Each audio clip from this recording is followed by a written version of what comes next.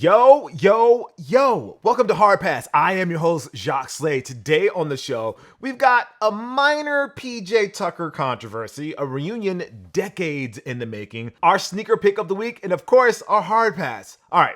Let's do what we always do and start the show with some hot takes. So we're only a few weeks into 2024 and we've already got a contender for best player exclusive that I'll never own, and it's the Georgetown Air Jordan 23. I mean, 23s are always welcome in my book, but to switch up the DNA stitch designed on the upper for the Hoyas mascot is a stroke of genius. I still maintain that Michael Jordan secretly loves that Georgetown is a Jordan brand school because he can always tease Patrick Ewing with that fact, and this latest PE is just another example. Don't see that many Ewing athletics out there in Georgetown colors, huh? PJ Tucker wore a custom off-white Nike Kobe 5 a few days ago, and it caused a minor kerfuffle on the socials. A lot of it had to do with the timing because plenty of custom Kobe sneakers have been getting featured lately, and one of the designs happened to resemble one by shoe customizer Mamba Customs. On top of that, some were accusing PJ of wearing reps, with the Mamba Customs account even hypothesizing that PJ was scammed. It is hard out there for a sneaker king like PJ, man. If you're wearing customs, they're reps. If they're PEs nobody's ever seen, they're bootlegs. If you're wearing GT cuts, they're a sign he's washed. And now that we're in a phase of the cycle where customizers are accusing PJ of wearing bootlegs of a concept sneaker that itself was borrowed from the late Virgil Abloh, a designer who never had a problem and even thrived off bootleg culture, it's probably time to take my phone and throw it into the ocean because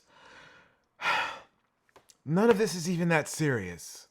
Anyway, Cactus Plant Flea Market and Nike are teasing that what appears to be a pastel-colored Air Force One with the Air More Up-Tempo branding plastered on top of the upper.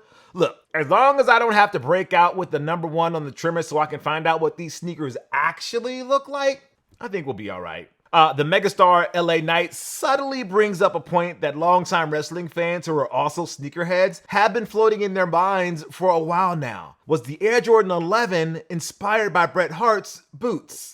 Probably not. Tinker Hatfield has never mentioned that he was ever a fan of wrestling, so it's probably nothing more than a coincidence. As long as no one is using reps, I guess. Cardinal sin around these parts, you know? Bruce Brown of the Toronto Raptors made like Ray Allen and wore some Air Jordan 11 exclusives when he collected the championship ring in Denver last week. While Ray was known for wearing gold to his ring nights, Bruce broke out the Dada C-Dubs inspired Chrome Jordan 11s for his. Now, no, I don't actually know that these were inspired by the C-Dubs, but man, there's a reason people like the idea of chromed out sneakers more than they do wearing them. And to close out the Air Jordan 11 segment of this episode, Brandon McCoy, the top-ranked guard of the class of 2026, was featured wearing a custom pair of Jordan 11s by friend of the program, the Shoe Surgeon. The price tag on those customs? $7,500. Now, it's unclear to us if Brandon or his family paid for those shoes or if this was a collaboration between them and Surgeon, but hey, let's not pocket watch the kid. First of all, he's not PJ Tucker, and second of all, he's a kid. Let them have their moments, people. Let them live. Looks like Timberland and Louis Vuitton have a luxury boot collab on the way. I guess it's time to dust off my monogram boot that I got from a mom and pop shop in New York 20 years ago. What? Same rules for Brandon? Apply to me too. Just let me have my moment. Jeez. All right. For a pick of the week, it's the Jordan Brand Chinese New Year collection. It's going to be on January 24th. So to celebrate Chinese New Year, all of your favorite sneaker brands dropped themed sneakers with ties to Chinese culture and the year they happen to be celebrating. 2024 is the year of the dragon, and Jordan Brand went all out this year with an Air Jordan 1 Low in both adult and kid sizing, a very cool take on the Air Jordan 38, and 3 different Air Jordan 2s in men's, women's, and kid sizes. While the Jordan 1s and 38s will get a worldwide release, the trio of Jordan 2s will be limited to 2,024 pairs each and likely be only available in Asian territories. So, if you know somebody who knows somebody that knows somebody, let your boy Jacques Slade know.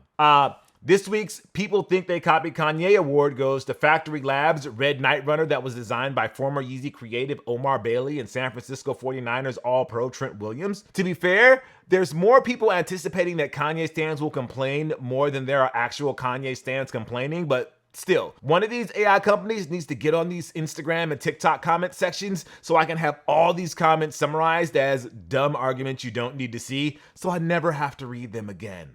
Quick pro tip for anybody who saw the Reebok Trinity premieres and wanted to make the smart ass comment they copied New Balance on the internet. First of all, don't. Second, it's not going to end well for you because these were around in the mid 2000s and returned a few years ago as part of a collab with Packer shoes. So, yeah. And then this week's People Think They Copied Jordan Award goes to the recently leaked Adidas Don issue number 6.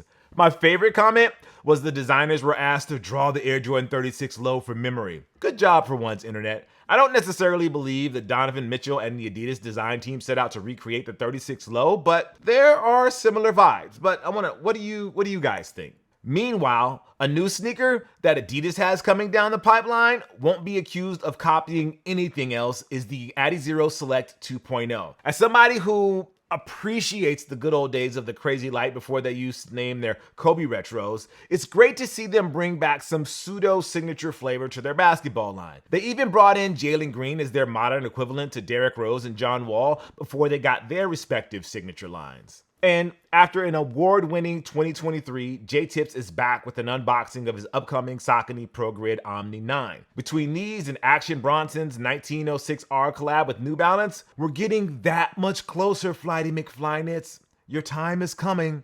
You guys have to watch our first show of the year for more context on that, but if you know, you know. And then the sad story of the week, fans of the Dallas Cowboys and Philadelphia Eagles, they're feeling the pain this week as their teams were eliminated from the playoffs. But hey, at least Dak Prescott and Jalen Hurts wore dope Jordan cleats all season long, right? No?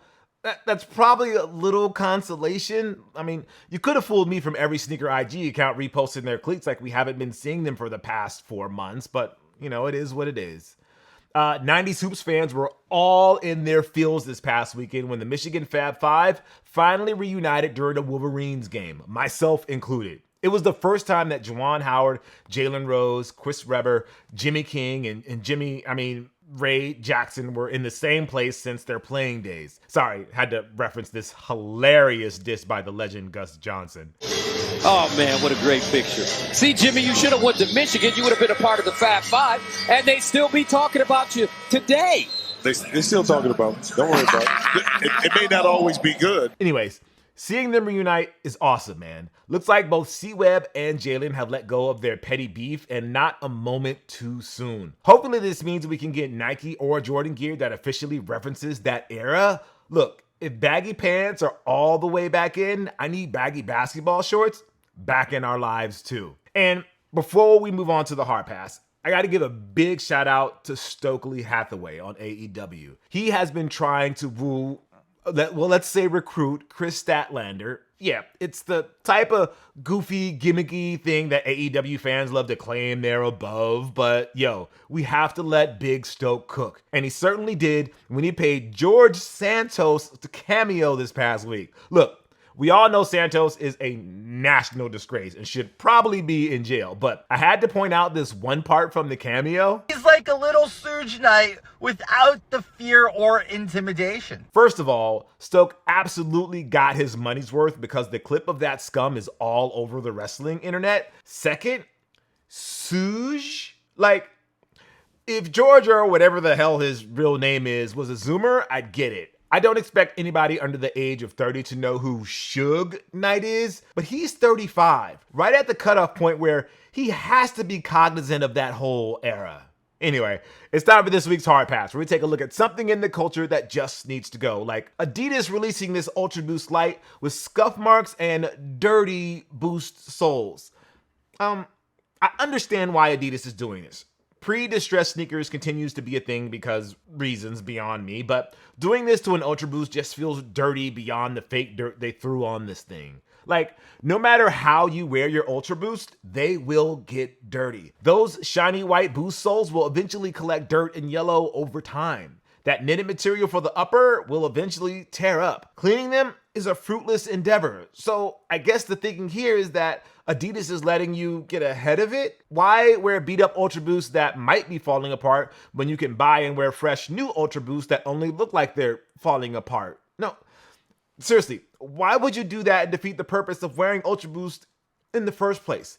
Let's not encourage this foolishness, people. Ultra Boosts deserve better, and by better, I mean beat up and worn out. Also, please note that this rant does not apply to dirty white Air Force Ones. Keep those clean at all times, and don't tie them like you're choking your feet, people. Have some self-respect. All right, this week's actual hard pass goes to Dot Swoosh. I know you're probably thinking, what's Dot Swoosh? Honestly, same. We just did a hard pass on Dot Swoosh a few months ago, and if we're being honest here for a second, I have forgotten damn near everything we talked about there, so we're running it back because there was an update posted by Dot Swoosh about the future of the platform, if there is one. You're gonna have to bear with me on this one, everybody. I wish we didn't care about this so much, but co-writer is doing a victory lap right now because he thought this whole thing was done from the start. So Dot Swoosh posted an update on Medium, which is the place you go back to when you can't figure out how to make money on Substack. According to the post, Dot Swoosh learned a lot in 2023, but apparently not enough to shut this whole thing down. Again, stop changing the script on the teleprompter, co-writer. This was an all right read-through. Stop messing with things. So, as I was saying, the update talked about what Dot Swoosh learned as they tried to convince people to buy into their digital collectible future in 2023. They, of course, boasted about their successful launch of the platform, which co-writer and I are both members of and haven't logged onto since said launch in late 2022. They also touted their Airforia event within Fortnite, which had players chasing Air Max grills and an Air Max 1 back bling. Fun fact, during the Airforia announcement, Epic Games mentioned that a limited edition Airforia collection was also dropping on Nike.com. You can still buy that collection right now, which amounts to basically a white t-shirt that says Airforia on it. Wow.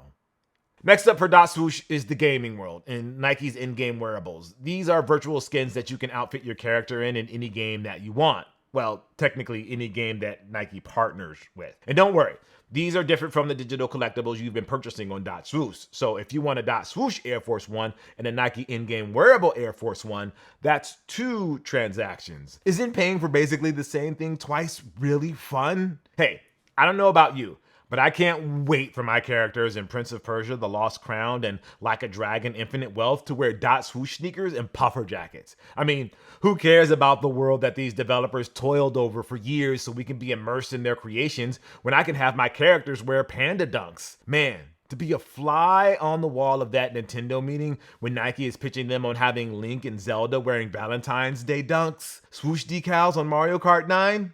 Yeah, I don't think anybody would have a problem with that. Making Mario look like everybody's first Mid-Journey prompt? Well, probably not. But you own your Nike in-game wearables and you can move it from game to game without fear of the publisher delisting them on the whim is an argument you'll probably hear from one of these crypto bros. Okay, fine. There is something to the ownership aspect and that you're not beholden to one platform should it shut down one day. And there are definitely some games like Grand Theft Auto 6 where real sneakers would actually add to immersion. Here's the thing though, why would I want to wear the same shit in every other game? So in 2024, assuming Nike has deals with all sorts of gaming royalty, I can theoretically buy a Chicago Nike in-game wearable and have Solid Snake, Cloud Strife, Princess Peach, and Ronnie 2K all wear the same damn sneaker? Hey, remember that moment in The Last of Us Part 2? You know, that moment. What if Ellie was wearing a clean OG Air Max 1 the whole time? Kinda kills it, right? And why would they be clean? Because Nike probably wouldn't allow their shoes to get dirty? Fun. Kratos would look so dope in some Concords. Like what are we doing here? The next major point from the update was the news that Nike will be doing more real-life physical products like the Tonnage Air Force One, which, it's how this endeavor is going to actually make money. However, though, Dot Swoosh sneakers will have to get a lot better for them than the Tonnage Air Force One if their availability and resale prices are anything to go by. If Nike thought a two-tone Air Force One that looks like any other general release was enough of an incentive for sneakerheads to sign up for Dot Swoosh, they thought wrong. And finally, I'm just going to repeat what Nike said here. We recognize how important it is for you to have control of your digital collectibles, and so in the second half of this year, we'll be allowing you to off-ramp your collectibles to your own wallet. That way, you'll be able to trade them with others on marketplaces that guarantee royalties to creators.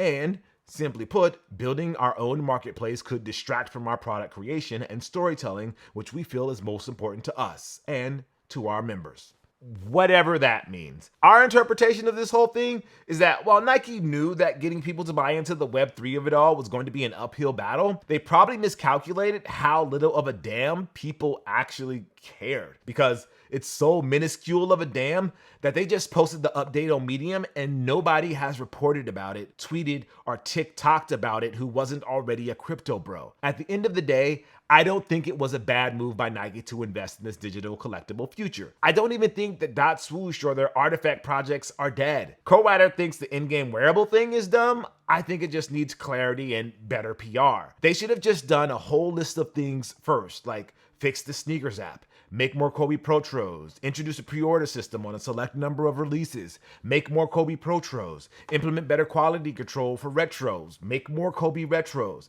and then dip their toes in the crypto space. Instead, kind of feels like they're pivoting to crickets. All right, that's going to do it for the show. Thank you guys for watching Hard Pass. I'm Jock Slade. I'll see you next week, but not before we leave you with a viewer Hard Pass. Yo, Jacques, what's up? My name is Leon Morgan, IG, Leon Morgan Acting. I want to give a hard pass to Eastside Golf. I love the brand, but come on, y'all. $22 for shipping? That thing better get here same day. That's all I got to say. Be safe, be well. Yeah, that's not great, but I wouldn't necessarily pin that on Eastside as much as I would the crappy reality of shipping to wherever you or anyone else might live. If you would like to possibly be featured in a future episode, call us at 818-493-9325. Leave a short message, your socials if you want, no more than 30 seconds. All right, I'll see you next week. Peace.